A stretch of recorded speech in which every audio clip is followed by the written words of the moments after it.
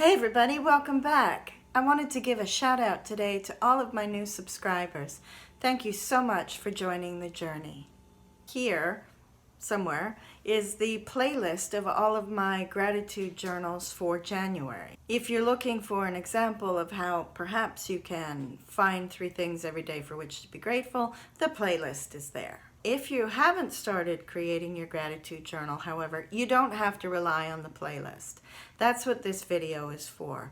I wanted to go briefly through some of the elements of creating a basic gratitude journal. To begin with, it would be useful to have a definition of what we mean by gratitude.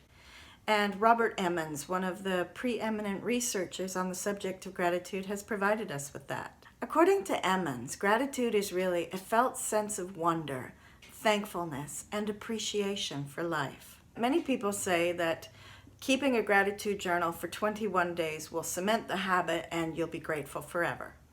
Unfortunately, there's no scientific evidence to prove that. Philip O'Lally at the University College of London did some research to discover how long it really did take to form a habit.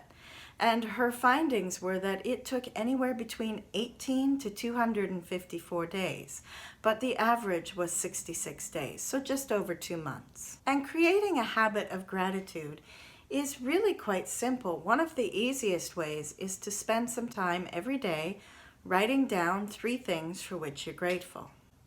Now, that sounds simple, but I do know that for some people it's harder than others. So I suggest that if you're struggling to think of 3 things for which to be grateful, try thinking about 3 good things that happen to you, or 3 good things that exist in your life. And then see if you can be grateful for those. According to Emmons and his colleagues, in order for us to feel the great benefits of gratitude, these 3 things should have certain qualities. Firstly, it should be something that came to us through someone else. It was intentional, and that we didn't necessarily do anything to earn it. And finally, that it comes at some sacrifice to the other person. Now, if you're a person of faith, of course, this other person could be your concept of the divine. Consistency is key, but also so is context. So for instance, if you decide to do your gratitude journal after lunch every day, it's important that it happen after you eat your meal, but it doesn't really matter what time of day that is. I tend to work very late and be creative at night, but my most attentive hours are first thing in the morning. So for me, I found that it was easiest and most fruitful to do my gratitude journal in the morning. You'll find the right time of day that suits you. And you may ask, is it really important that you keep a journal? And I'm going to say yes.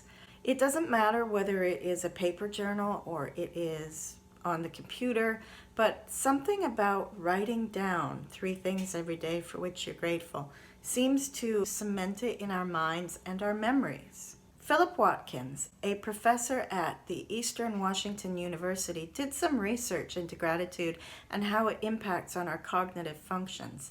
And he found that when a person engaged in the 3 things gratitude journal process, they tended to view the world more positively and to see more benevolence in the world.